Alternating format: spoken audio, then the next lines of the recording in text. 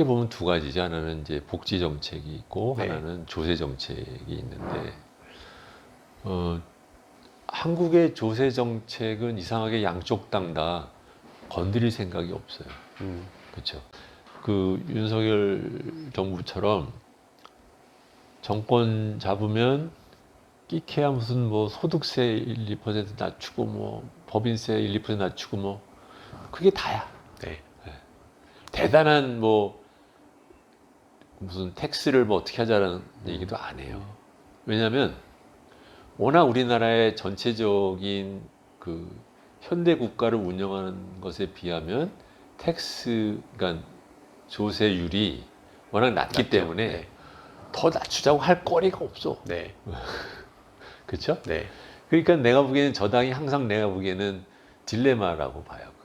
그게 이제 국민의힘 당의 딜레마이고 민주당은 조세를 올리자고 할 때 무엇을 위해서 올리자라고 하는 패키지가 있어야 되잖아요. 왜냐면 네. 조세는 돈 더 내는 그렇죠. 거니까 싫으니까. 그러니까 조세를 올리려고 하면은 복지랑 같이 가야 돼요. 그렇죠? 네. 이러이러한 복지를 더 개선하기 위해서. 근데 복지를 무엇을 개선하겠다는 건지가 어젠다를 세팅을 못해. 민주당이. 그렇죠? 한 나라의 경제는 그 정부 하나가 이렇게 막 좋게 하고 나쁘게 하고 그럴 수 있는 건 아니에요.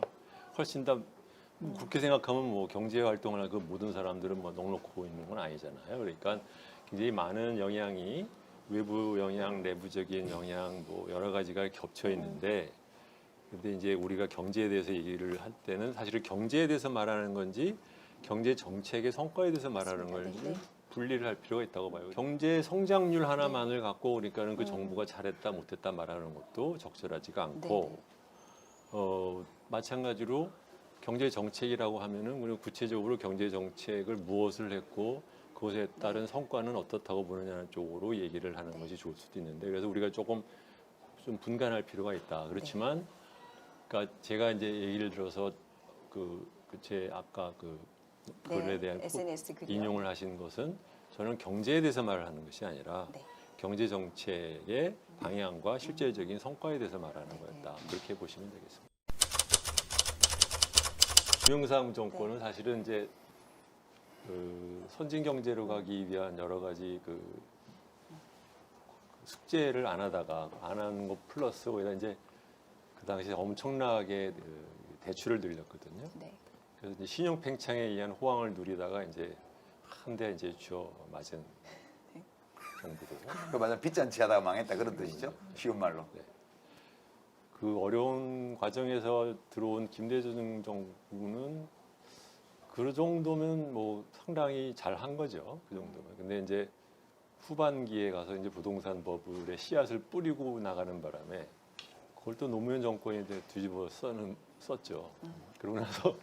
그러고 나서 사람들이 많이 이런저런 뭔가 정책적인 무슨 개혁을 할 건 줄 알았는데 별로 뭐 한 것 없이 그냥 지지부진하다가 그냥 끝났어요. 그렇지만 특별하게 잘한 게 없다라고 할 수만은 없어요. 왜냐하면 나름 또 지금도 이제 우리가 쓰는 여러 가지 복지 정책의 씨앗을 그 당시에 좀 뿌려놓은 게 있으니까 충분하지 않았다 하더라도 거기에 비해서 이명박 씨는 뜬금없이 감세를 들고 와가지고서는 남의 나라 얘기를 갖다 갑자기 우리나라 다리에다 갖다 놓고 긁는 짓을 하는 바람에 사실 저 양반은 4대강 말고 뭘 했는지 사실 지금 기억이 잘 안 납니다.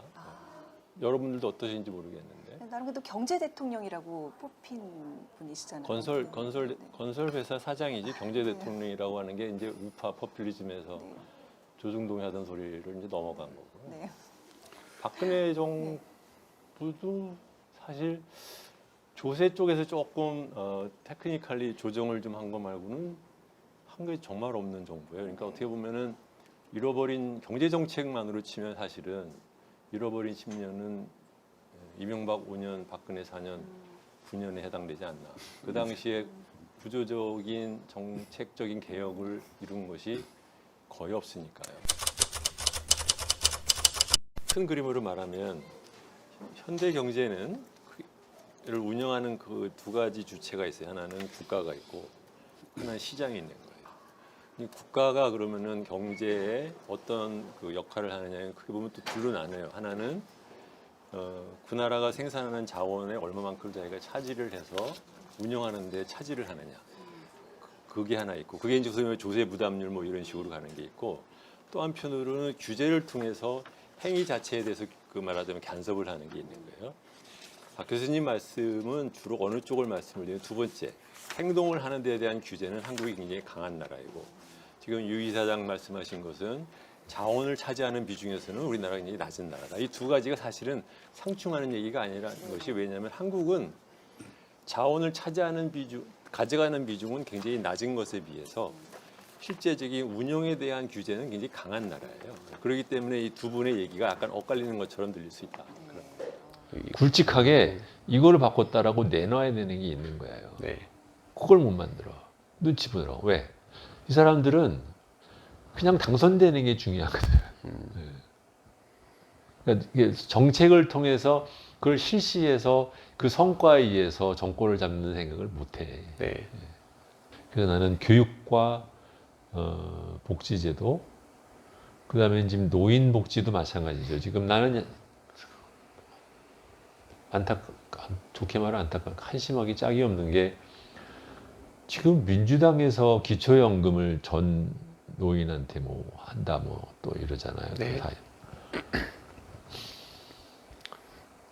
지금 우리가 원하는 것은 노인의 빈곤율을 해결하는 거잖아요. 네. 그러면 같은 돈으로 노인의 빈곤율을 해소하는데 가장 효과적인 방법을 찾는 게 우선이어야 되지.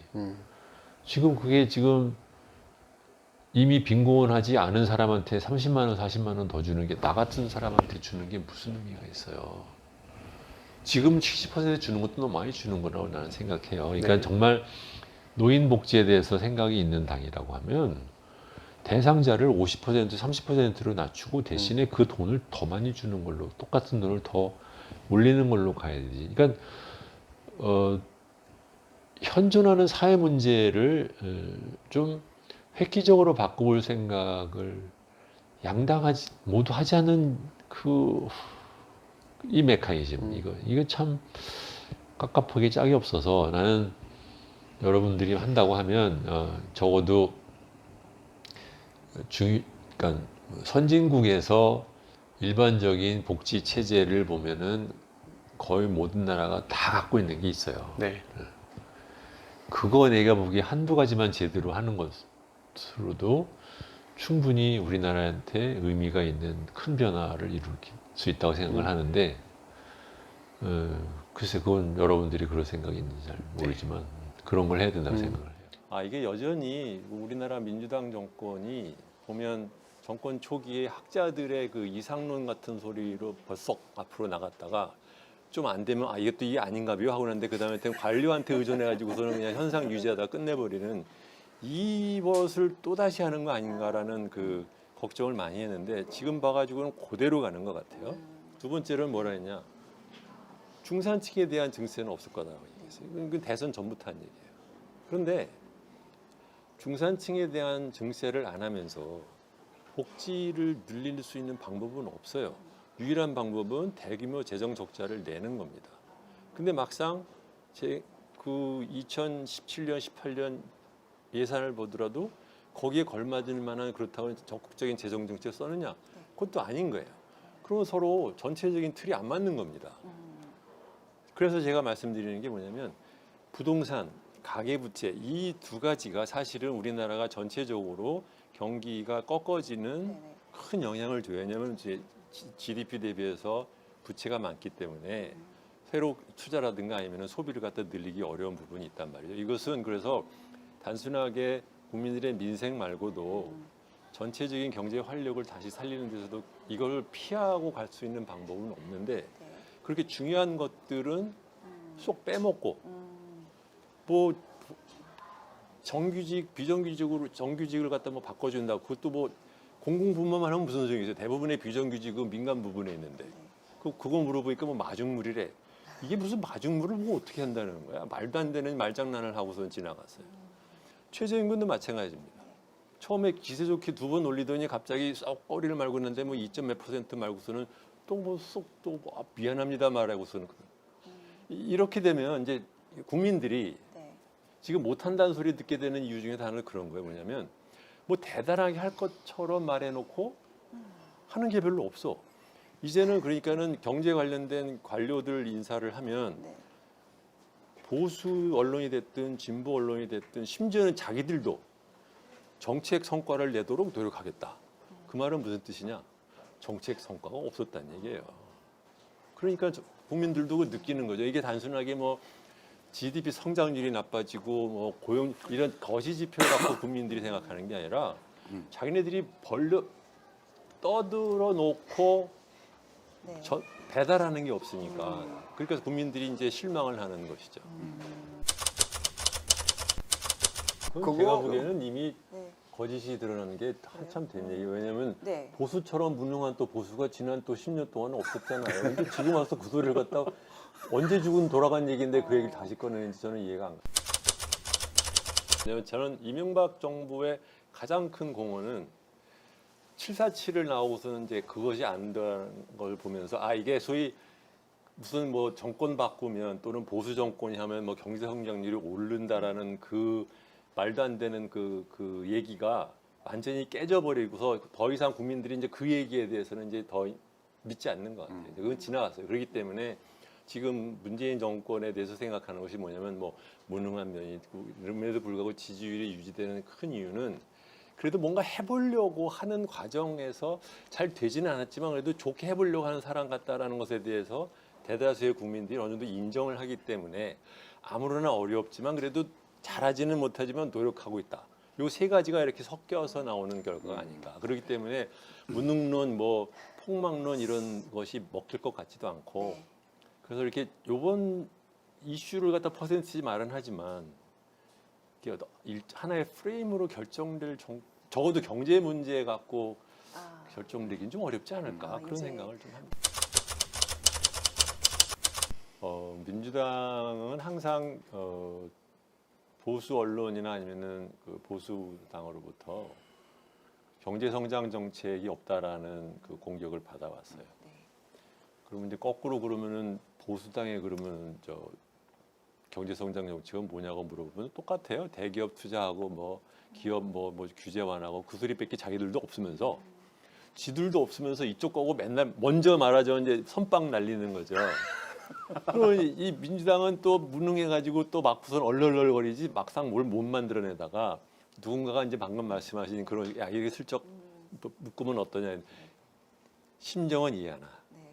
지적으로는 거짓스러운 거죠. 그러니까 기만적인 적이지. 왜냐하면 실제로 그렇게 복지만 막 그러니까 소위 말씀을 말하자면 실은 복지인데 그 복지를 막 하면 이제 거기서 이제 성장도 나오지 않을까라는 이제 희망적인 성격의 논리를 만들어냈다라는 거잖아요. 근데 저는 그것이 바로 전공법을 피하는 거라고 생각을 해요. 뭐냐면은 전체적으로 우리나라가 복지 체제가 취약하다는 걸 인정하고 그거는 그거대로 우리가 이렇게 하겠다라 얘기를 하고 그다음에 성장이 이렇게 그 지지부진한 이유에 대한 진지한 고민과 거기에 따른 처방으로 가지를 않고 이게 슬쩍 덮는 바람에 막상 성장을 위해서 우리가 구조개혁을 하거나 경제 효율성을 늘리기 위해서 무엇을 해야 될 거냐에 대한 중요한 것은 실종이 돼버린 그 결과.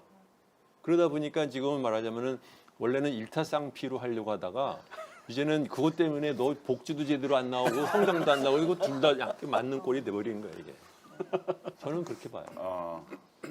그래서 뭔가 좀 좋은 성과가 나왔으면 그러면 다행인데 이제 그렇지 않다 보니까 지금 같은 결과가 된 거죠. 근데 그걸 갖다 지금 말씀드리는 이제 큰 이유는 뭐냐면 국민들이 복지만 물어봐서 복지 늘리는 걸 좋냐라고 하면 좋다고 할 거예요. 근데 그 복지 늘리기 위해서 세금을 늘리는 건 어떻게 생각하느냐.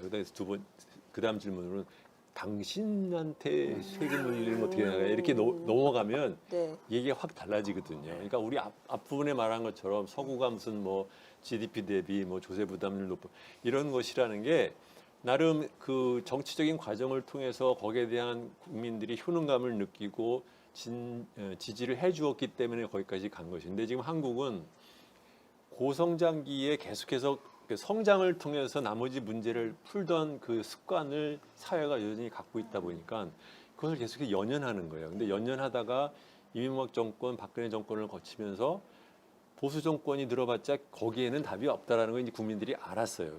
근데 그 다음에 그러면 뭐냐라는 것을 지금 찾는 과정에 지금 우리가 지금 말하자면 이러고 저러고 고생을 하는 거죠.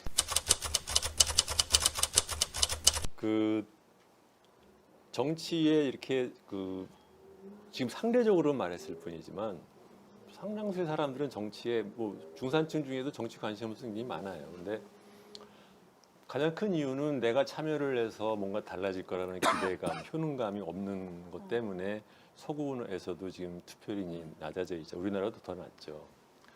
가난한 사람들은 더욱더 그렇고. 그런데 그러니까 좀 달랐던 게 뭐냐면은 촛불혁명이라 한참 할 때 이때 제처가 이제 학생들을 가르치는데 정치에 전혀 관심이 없던 젊은이들이 저한테 그렇게 정치 얘기를 하고 싶어서만 안달을 하더라는 거예요. 그래서 특히 그 당시에 한참했던 게 뭐냐면 매주 썰전 끝나고 나면은 유시민 씨가 뭐라고 했는지 아세요? 진짜? 그렇게 얘기를 했다는 거예요. 그러니까 그건 무슨 뜻이냐면 내가 참여를 함으로써 뭔가 달라질 수 있다라는 것에 대한 인식이 생기면 그만큼 사람들도 참여할 생각이 있는 거란 말이죠. 그러니까 가난한 분들이 정치에 참여할 의식이 없는 것은 무슨 시간, 일 뭐 이런 것도 있지만 우리나라 정치가들이 모인 정치의 결과가 자기의 삶에 의미 있는 변화를 모질러낸다는 것을 학습이 쌓이면서 점점 많아지게 되는 거죠. 그러니까 그것은 우리나라 정치가들이 반성할 일이지 뭐 가난한 사람들이 뭐 그래도 뭐 정치에 관심 가세요 이런 식으로 말할 일은 아닌 것 같아요. 가장 저는 예를 들면 우리나라 그 정치권들이 그 가난한 사람 또는 이런 그 민생이라는 문제에서 얼마만큼이나 그 무성의했느냐를 가장 극명하게 들어 보여주는 예가 유치원이라고 생각을 해요. 그 4년 전에 안철수 씨가 어디 그 유치원 그 원장들 연합회 가가지고서는 엄한 소리 하면서 그것이 불꽃이 되면서 사람들이 좀 관심이 텄지만 그 전까지만 하더라도 우리나라의 유치원 인구의 80%가 사립 유치원에 다니고 있다는 이 문제를 정치적인 그 이슈로 제기를 해서 이걸 어떻게 하겠다라고 나선 정치가가 한 명도 없었어요. 이 말이 안 되는 거거든요. 근데 뭐 자유한국당 사람들이 그렇다고 쳐요. 나는 이거를 어떻게 정의당, 민주당만저도 그냥 놓고선 있었는지. 아니요, 다 있었어요. 다 있었죠. 아니 근데 아니 무상교육이 말만 하면 언제부터 무슨 소리가 있어? 이걸 갖다 뭔가 액션으로 그러니까 이렇게 동원을 하기 위한 노력을 했어야지. 그렇잖아요.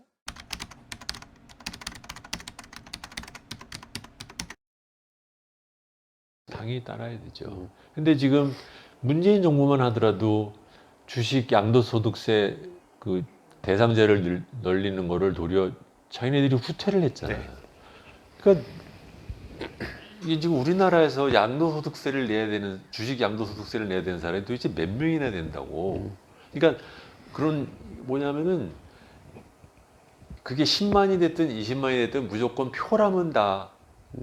그러니까 소위 말하면 뭐 그 좋아하는 그 맞춤형 또 뭐 소확해 이따위 짓 하면서 전체적인 그림은 아무 생각하지도 않는 그런 정책을 갖다 남발을 하거나 아니면 후퇴를 하는 그거를 문제라고 생각하는데 그래서 기본적으로 우리나라가 재산에 대한 소득세가 너무 낮아요. 그러니까 대표적인 케이스가 임대소득세 없잖아요. 임대소득세 물려야지. 임대소득도 소득인데 왜 안 물려? 그러면 물려요. 그러지만 미리 다 깎아주는 게 뭐 비용률로만 60% 깎고 뭐 저 보고도 안 해도 되고 그러지 않았습니까? 이게 다 탈세지. 당연히 임대소득에 대해서 똑같이 종합과세에 들어갈 때 들어가게 하고 그 다음에 양도소득세 이 주식 양도소득세도 똑같이 일반 양도소득세 하듯이 하고 대신에 부동산에 대해서 갖고 있는 이상한 양도소득은 일률적으로 좀 정비를 하고 그런 식으로 그러니까 우리나라의 재산에 관련된 양도소득세를 정비를 해야 된다고 보고 거기에 의한 세수를 늘리지 않고는 안 된다고 생각하고 두 번째로는 소득세도 마찬가지예요. 소득세도 지금 그 최고 세율에 해당되는 그 밴드가 너무 난 낮다고 생각해요. 이번에 지금 기억하시는지 모르지만 기억 당연히 하겠지. 그 신임 영국 총재인 네네. 사람이 소득세율 네. 뭐 15만 파운드 이상인 사람한테 45%에서 40으로 내준다 그랬다가 지금 도로 포기했잖아요. 예. 그걸 거꾸로 생각해 보세요. 영국의 보수당도 소득세율 최고세율은 15만 파운드 이상에 대해서는 45% 된다고 생각한다는 얘기잖아. 어? 네. 보수당도 네. 노동당이 아니라. 그러니까 그런 거를 안 하면서 무슨 수로 복지 정책을 하겠다는 거냐고. 예? 그러니까 그 주변에서 마진에서 깨기작해서 나는 그걸로 뭐 나는 했어요라는 그게 평소에 그 공무원들이 하는 짓이거든요. 그러니까 아무로나 10개 해야 되는 것 중에 하나 했다고 올해는 하나 했어요라는 거. 그걸 민주당이 그대로 흉내를 냈는데 그 집 100년을 해봐라 달라지는 게 있는가? 하나도 안 달라져요. 근데 결국은 정치인들 같은 경우에는 이제 유권자들한테 좌지우지될 수밖에 없는데 특히 우리나라가 그 조세 저항이 크기 때문에 그 세금을 손을 못 대는 거 아닌가요? 그런 지 없는지 어떻게 알아요? 안 올려봤으니까. 그렇네요. 그러니까 보통은 조세정이 크다라고 얘기를 해서 저도 잘 경험해 보진 못한 건데 저도 세금 내기 싫어서 그냥 그런 생각이 좀 들기는 했는데 막상 만약에 제대로 투명하게 집행되고 복지가 늘어난다라고 하면 그런 것도 잠재울 수 있다라고 생각이 또 드네요. 말씀드리다 그러니까 보니까. 이제 일반적인 정책에서 그러니까 우선순위를 국민들한테 의미 있는 복지 제도를 설계를 하고 그거를 운영하는데 필요한 돈이 필요하니까 이것을 뭐 세금으로 하자 이렇게 네. 얘기를 해야 되는 게 이제 순리이기는 네. 하니까 그러면 그거를 해야 되는데 나는 미스테리인데 말하자면 우리나라 지금 대학 등록금 규제를 이명박이 했어. 기억하시죠? 네. 나는 그거 하면 안 된다고 생각해요. 근데 그걸 했어요. 그러면 문재인 정권이 들어섰으면 규제를 뭐 풀지 않는다고 하다 못해 국공립대학교 등록금이라도 깎았어야지. 왜 그건 또 놔둬? 나는 이 사람들이 뭘 하는 건지를 잘 모르겠어요. 그리고 똑같이 말이죠. 사실로- 유치원 지금 원장 무슨 뭐 3법 얘기도 이게 실은 그 2016년 총선 공약 제가 잠깐 도와주러 갔을 때 이게 유치원 이 얘기를 제가 하려고 했어요. 그랬더니 민주당에서 이 얘기하지 맙시다 그랬어요. 잘못하면 원장들한테 잘못 보이면 이거 총선에서 큰 코 다친다라고 하지 말자고 그랬었어요. 잘못했네. 민주당. 그렇죠. 네. 이게 무슨 말이냐면 포인트는 누가 잘못했냐를 찝어서 말하는 게 포인트가 아니라 그럴 만큼 정치라는 게 기본적으로 국민들한테 꿈을 팔아서 정권을 얻는 작업이라는 거 인정. 그렇지만 그 꿈만 계속해서 팔면서 정말 기본적으로 필요한 것들을 빼먹고 일을 하니까 많은 사람들이 저 사람들 뭐 해봤자 나한테 아무런 없다라는 생각을 하게 되는 거예요.